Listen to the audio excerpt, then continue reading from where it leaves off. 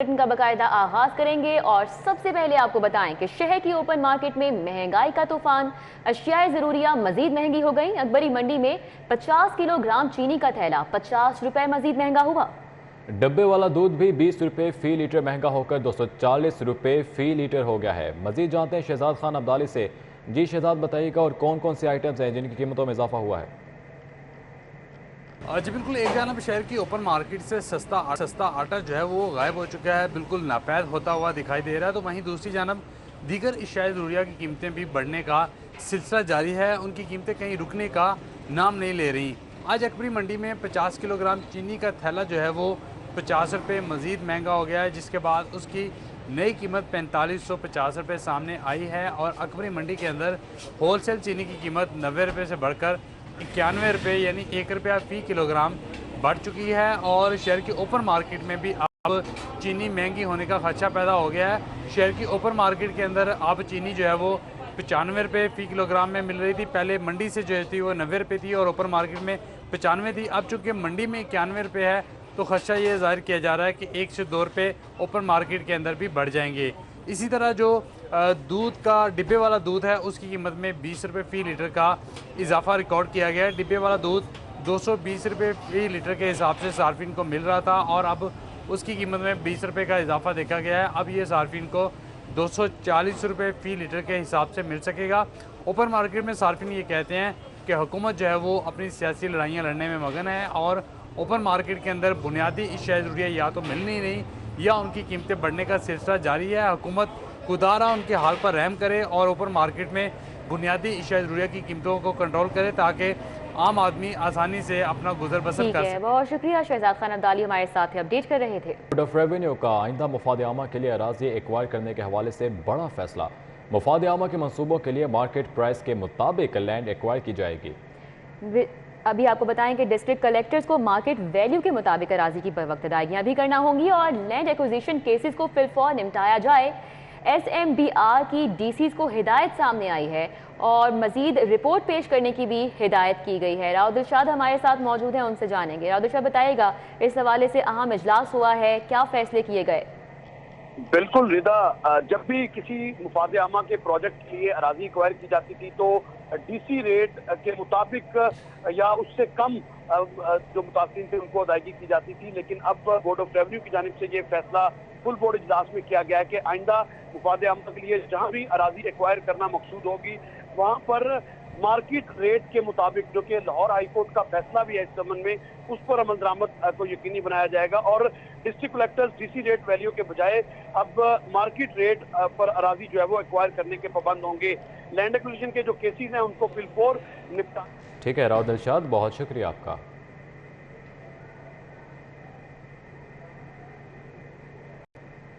अभी आपको बताएं कि पंजाब रोजगार स्कीम के तहत कर्ज की हद 1 करोड़ से 2 करोड़ मुकर्रर कर दी गई है, जबकि कर्ज की वापसी 5 साल की बजाय 8 साल करने की भी मंजूरी दी गई है। अली राम में से इससे मुतालिक तफसीलात जानते हैं। जी अली राम, में अब क्या अपडेट्स हैं? इजलास हुआ था और इस इजलास में बाकायदा ये फैसला किया गया कि जो पंजाब की एक रोजगार स्कीम शुरू की गई थी उससे पहले जो हद एक करोड़ रुपए का कर्ज देने की थी उसको 2 करोड़ रुपए तक महदूद करने की बाकायदा मंजूरी वो स्टीयरिंग कमेटी की तरफ से बाकायदा उसकी इजाजत जो है वो दे दी गई है। अब इस पर क्योंकि पंजाब हुकूमत लोन स्कीम के तहत जितने भी बेरोजगार नौजवान हैं या स्मॉल इंडस्ट्री के बिजनेस से वाबस्ता हैं तो उनके लिए एक ये प्लान शुरू किया गया था कि वो गवर्नमेंट ऑफ पंजाब से लोन जो है वो 1 करोड़ रुपए तक ले सकते हैं। अब उसकी जो तादाद है वो खासतौर पर पंजाब हुकूमत की तरफ से उसमें तमाम तर ब्रीफिंग बताया गया कि बहुत ज़्यादा बढ़ती जा रही है, लोग बहुत ज़्यादा अप्लाई कर रहे हैं। तो इस पर फैसला किया गया कि इस लोन की हद जो है वो 2 करोड़ रुपए तक महदूद कर दी जाए और साथ ही इसका जो दरानिया है वापसी का वो भी 5 साल से 8 साल तक बढ़ा दिया जाए। और इसमें खासतौर पर कुछ लॉजिस्टिक व्हीकल्स के हवाले से भी तबादला ख्याल किया गया इजलास में, जिसमें बैंक ऑफ पंजाब को हदायत दी गई कि वो इसके लिए मार्कअप और दीगर सहूलियात के हवाले से फौरी तौर पर पंजाब हुकूमत को आगाह करे। अब लोन स्कीम के ऊपर जो मार्कअप है वो पहले से ही जो मौजूद मार्कअप है वही मुकर्रर किया जाएगा, लेकिन इसमें जो शरह है वो 1 करोड़ से बढ़ाकर अब 2 करोड़ रुपए तक वो लोन की जो हद है वो मुकर्रर करने की बाकायदा इजाजत दी, जो कि पंजाब हुकूमत का एक अच्छा फैसला। और इसमें जो बेरोजगार अफराद हैं वो ज्यादा से ज्यादा अपनी एप्लीकेशन देकर ये अपना लोन ले सकेंगे और साथ अपना रोजगार जो है वो स्टैंड करेंगे और इससे मुलाजमत के मौके। बहुत शुक्रिया अली रामी, हमारे साथ अपडेट कर रहे थे।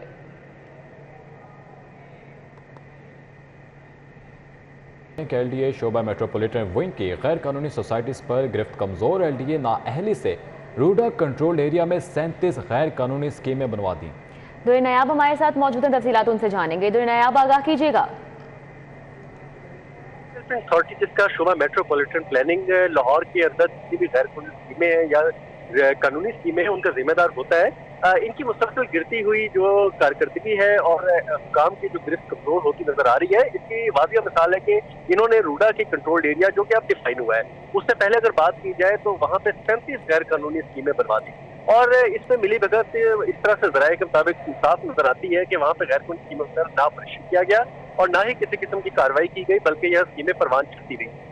जब से एलडीए को कंट्रोल मिला था पूरे शहर का, उससे अब तक सिर्फ 4 स्कीमें जीटी रोड और along the RUDA control area पे पास की जा सकती हैं। उसके अलावा 37 स्कीमें अब मंजर आम पे आई हैं और सरकारी दस्तावेजात के मुताबिक रूडा बारहा स्कीमें मांगता रहा, अपना प्लान एरिया बताता रहा, लेकिन एलडीए ने ना ही इनको रिकॉर्ड दिया, ना ही उनके बारे में कोई स्कीमों के आगाह किया, जिसकी वजह से रूडा के अपने ऑपरेशन भी कमजोर पड़ते गए। अब हालात ये है कि शहरियों की जमा पूंजी लुटने के जो इम्कानात है। ठीक है दुरेनिया, बहुत शुक्रिया आपका। PSQCA का स्टील मिलों के खिलाफ क्रैकडाउन जारी है। बगैर लाइसेंस गैर कानूनी 9 मजीद स्टील मिलें बंद करवा दी गई। सैकड़ों टन सरिया और स्टील की दीगर मसनूआत भारी मिकदार में जब्त कर ली गई हैं। शहजाद खान से इस बारे से मजीद तफसीलात जानेंगे। जी शहजाद, इस कार्रवाई से मुतालिक अपडेट कीजिएगा। जी बिल्कुल, Pakistan standard and quality control authority की जानिब से बगैर लाइसेंस काम करने वाली स्टील मिलों के खिलाफ क्रैकडाउन का सिलसिला जारी है। आज मुसलसल तीसरे रोज भी बगैर लाइसेंस काम करने वाली मिलों के खिलाफ कार्रवाइयाँ की गई। लाहौर के इलाके कोट अब्दुल मालिक, कालाशाह काकू और इसके अलावा दीगर इलाकों में मजमूई तौर पर 9 मजीद स्टील मिलों को सील कर दिया गया और इस मौका पर सैकड़ों टन सरिया और स्टील की जो दीगर मसनूआत थी वो भारी मिकदार में कब्जा में ले ली गई। और इस हवाले से डीजी जैनुल आबिदीन का ये कहना था कि 15 बगैर लाइसेंस मिलों और इनकी ब्रांड की मसनूआत फरोख्त करने वाले स्टोरों को नोटिस भी जारी कर दिए गए हैं। उनका ये कहना था कि जब तक सनती इदारे Pakistan standard and quality control authority से लाइसेंस नहीं लेते तब तक इनको काम करने की इजाजत नहीं दी जाएगी। जी, इजाजत नहीं दी जाएगी। बहुत शुक्रिया शहजाद खान। चुंगी अमर सिद्धू से रिंग रोड की तरफ जाने वाली सड़क पर गंदगी के ढेर। सड़क पर मौजूद बरसाती नाले में गंदगी के जाभा ढेर ताफुन का बायस बनने लगे। मकीनों को किन मुश्किलात का सामना है, बसाम सुल्तान वहां पर है, उनसे जानेंगे। जी बसाम। मैं चुंगी अमर सद्दू वाली रोड पर मौजूद हूँ। ये चुंगी अमर सद्दू से ये रोड जो है वो जो रिंग रोड है उसको लिंक करती है और आए रोज़ जो है वो यहाँ पर गंदगी के जो है वो ढेर लगे होते हैं। दूसरी जानिब जो ये नाला सेंटर से गुजर रहा है, यहाँ पर जो गंदगी फेंकना है इलाका मकीन की जानिब से वो मामूल बन चुका है। जब भी थोड़ी सी भी जो है वो बारिश होती है इस इलाके के अंदर तो ये सारा नाले का गंदा पानी जो है नाला ब्लॉक हो जाता है और सारा गंदा पानी जो है वो बाहर निकल के सड़कों पर आ जाता है। इसी तरह यहाँ पर जो LWMC की जानिब से जो यहाँ पर कंटेनर्स पड़े हुए हैं जिनके अंदर जो गंद फेंका जाना है वो तो बिल्कुल खाली दिखाई देते हैं, मगर दूसरी जानिब जो नाले हैं वो बिल्कुल जो है वो गंदगी से भरे हुए दिखाई देते हैं। तमाम जो इलाका मकीन है उनकी जानिब से कूड़ा और जो गंदगी होती है वो ला के इस नाले के अंदर जो है वो फेंक दी जाती है। और जिस तरह मैंने आपको बताया, थोड़ी सी बारिश हो जाने के बाद ये नाले जो है वो ब्लॉक हो जाते हैं शॉपरों की वजह से, जिसकी वजह से तमाम गंदा पानी जो है। बहुत शुक्रिया बसाम सुल्तान, आप हमें अपडेट कर रहे थे।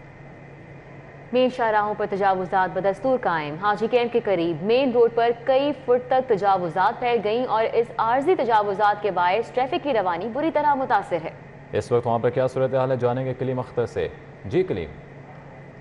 मैं हाजी कैंप के बाहर मौजूद हूँ जहाँ पर तजावुजात बदस्तूर कायम हैं और तजावुजात कायम होने की वजह से जहाँ पर राहगीरों को मुश्किलात का सामना है वहीं पर जो ट्रैफिक की रवानी है वो भी बुरी तरह मुतासिर हो रही है। अगर कैमरामैन अब्बास बट दिखा सके आपको तो यहाँ पर जो रेरी बान हैं और जो तजावुजात हैं वो तहद्दे निगाह हमें दूर तक दिखाई देती हैं और इसकी वजह से ही आम दिनों के अंदर जो ट्रैफिक का निज़ाम है वो भी दरहम बरहम दिखाई देता है और जो शहरियों का मिनटों का सफ़र है वो घंटों के अंदर तब्दील हो जाता है। जबकि यहाँ पर ट्रैफिक के रवानी को बरकरार रखने के लिए जो ट्रैफिक वार्डन्स हैं वो भी हमें दिखाई नहीं देते, जिसकी वजह से आम शहरियों को शदीद मुश्किलात का सामना रहता है।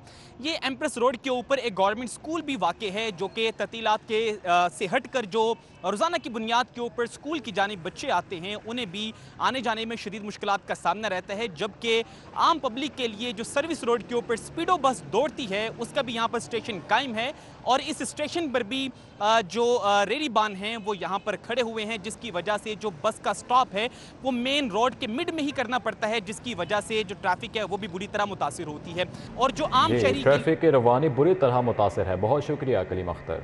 न्यूज़ स्टूडियो से फिल वक्त इतना ही।